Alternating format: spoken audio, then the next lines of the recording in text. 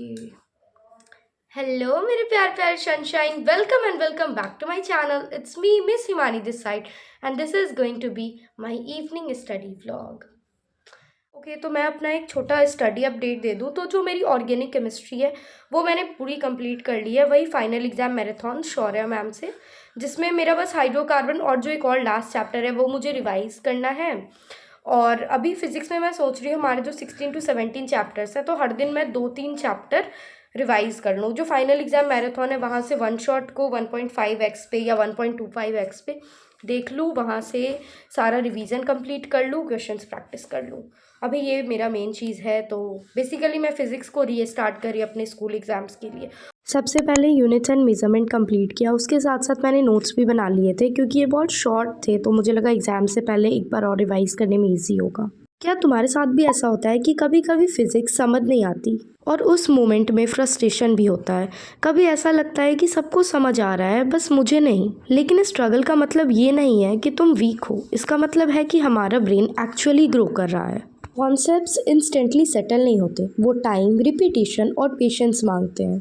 और अगर हम रोज़ थोड़ा थोड़ा कंसिस्टेंट रहें तो वही टफ चैप्टर एक दिन सरप्राइजिंगली इजी लगने लगता है। ओके, तो अभी तक जो मेरा यूनिट्स एंड मेजरमेंट का लेक्चर था वो पूरा कंप्लीट हो चुका है। वैसे उसको मैंने दोपहर में ही स्टार्ट कर दिया था तो 30 मिनट्स का पोर्शन बचा हुआ था तो वो कंप्लीट हो गया है। और मेरे नोट्स लगभग 9 पेजेस के बने हैं तो अभी फटाफट से मैं उसे रिवाइज करूँगी यूनिट्स एंड मेजरमेंट को। उसके बाद जो ग्राफ है बेसिक मैथ्स में, जो ग्राफ का पोर्शन है वो मैं रिवाइज करूँगी और जो मैक्सिमा मिनिमा वाला पोर्शन है वो रिवाइज करूँगी। So we get our work, let's do. And तुम्हारे भी फाइनल एग्जाम्स आ रहे होंगे तो ऑल द बेस्ट।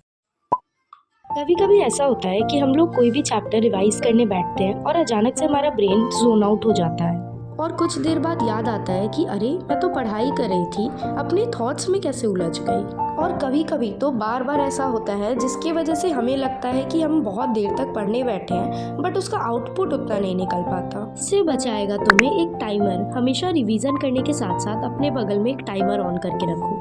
अगर तुम्हारे बगल में एक टाइमर ऑन रहेगा तो वो तुम्हें बार बार रियलाइज़ कराएगा कि तुम्हारे पास इतना पर्टिकुलर ही टाइम है जिसमें तुम्हें ये सब कुछ कवर करना है। जब तुम देखोगे कि तुम्हारा टाइम ऑलरेडी खत्म हो रहा है तो तुम थोड़ा ज़्यादा फोकस्ड हो जाओगे और जल्दी अपने टॉपिक्स को कवर करने की कोशिश करोगे। तो हेलो, क्या तुम्हें पता है हिमानी सो गई थी?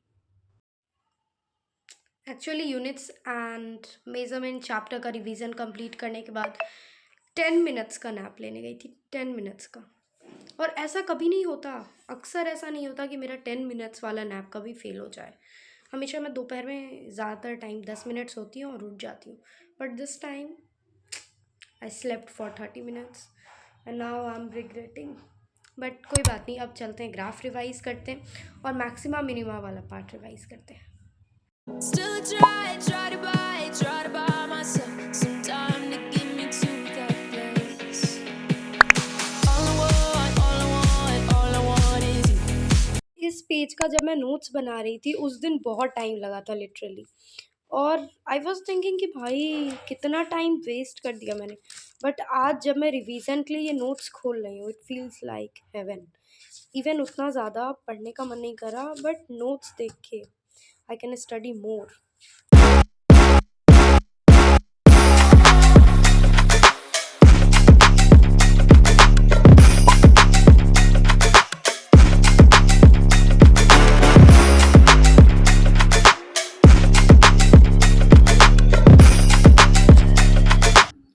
Okay, so this was all for today.